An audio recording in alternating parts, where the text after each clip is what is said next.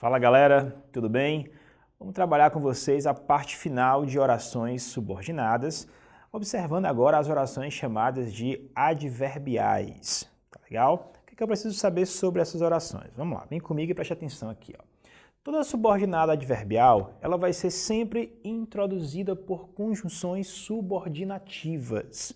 Todas elas vão ser introduzidas por conjunções subordinativas. O que isso quer dizer? Que há 10 tipos de conjunções subordinativas. Desses 10, 9 tipos vão classificar essas orações adverbiais e um, que no caso é as integrante, tá? A conjunção é chamada de integrante, não vai fazer parte desse processo. Por que mesmo, professor, que a integrante não faz parte desse processo? É simples. Você lembra que a conjunção integrante ela vai fazer a introdução de um tipo específico de oração. Qual é essa oração? Vamos lembrar. É a oração substantiva. Sempre que era uma oração com conjunção integrante, nós tínhamos uma oração substantiva. Vale lembrar um detalhe importantíssimo. Qual é? Toda conjunção subordinativa ela tem significado, com exceção da integrante, claro. Então, dos 10 tipos, 9 vão ter significados e uma não vai ter. Essas que têm significados vão trabalhar sempre com a oração adverbial.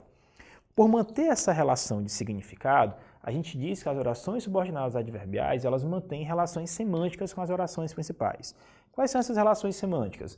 Causa, consequência, condição, concessão, conformidade, comparação, proporção, finalidade e tempo. Como eu falei a vocês, 9 relações semânticas. Cada relação dessa vai ter uma relação com a classificação, tá? E elas são dispostas em duas ordens. Como é que eu percebo sempre a oração subordinada no texto? Ou ela vem na ordem direta ou ela vem na ordem indireta. Professor, explica melhor para a gente poder visualizar. Se ela vier na ordem direta, primeiro aparece a oração principal, depois aparece a oração subordinada, tá? Primeiro a oração principal e depois aparece a subordinada. Nesse caso, a vírgula é opcional. Vou colocar aqui para você entender. Nesse caso, a vírgula é opcional.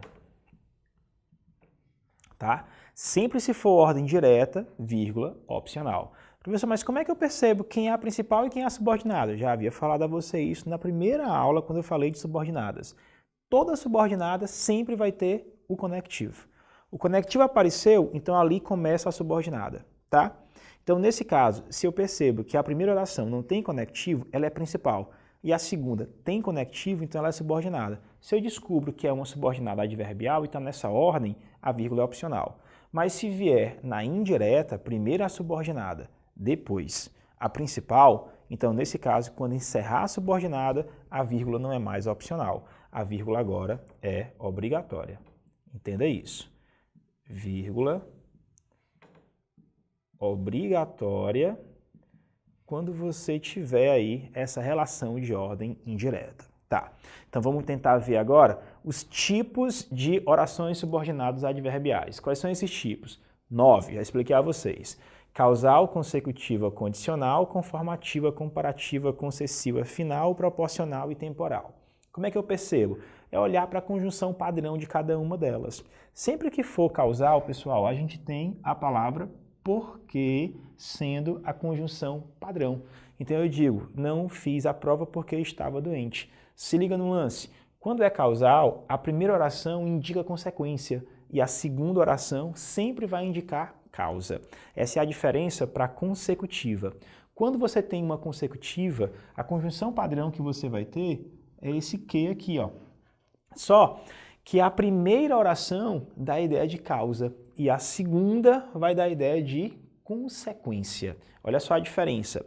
Quando é causa, primeiro consequência, depois causa. Quando é consecutiva, primeiro vem a noção de causa e depois a noção de consequência. Entendeu a diferença? Fica claro isso, né? Muito bem, vamos lá. Se ela for condicional, a conjunção padrão é o se. Esse se você vai trocar pela palavra caso. Então eu digo, se me chamar, eu vou. Caso me chame, eu vou, tá? Conformativa, a conjunção padrão é a palavra conforme. Então eu vou dizer a você assim, ó, choveu muito conforme fora previsto. Esse conforme marca a ideia de conformidade. E a comparativa é a palavra como. Mas atenção, esta palavra como, ela pode ter 3 sentidos. Vamos entender isso direitinho agora para não errar, tá? Como eu posso trocar pela palavra porquê. O como eu posso trocar pela palavra conforme. E o como eu posso trocar pela palavra semelhante. Certo? Vamos lá. Repetindo.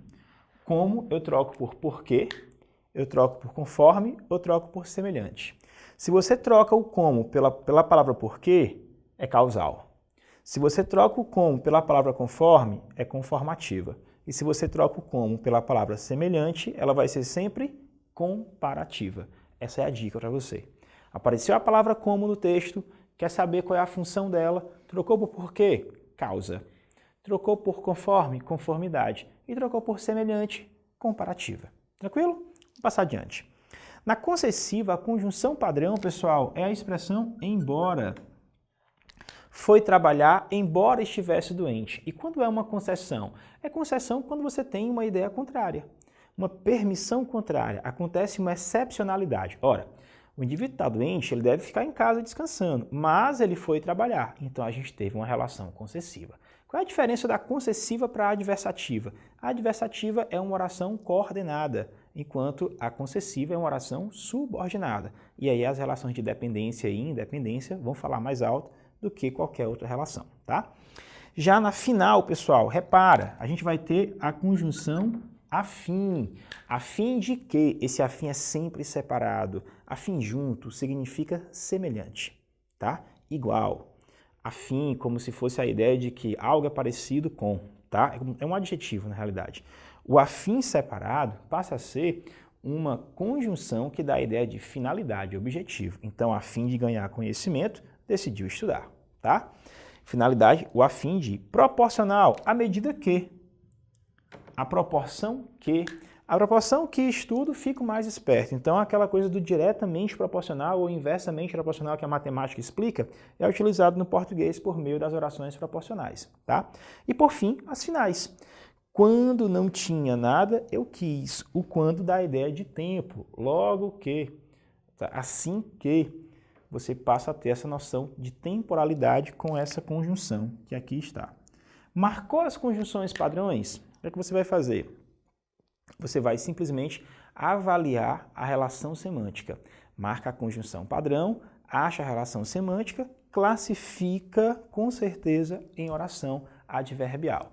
Dica: toda oração adverbial sempre tem significado, ou seja, as relações semânticas vão estar presentes. As substantivas não têm isso.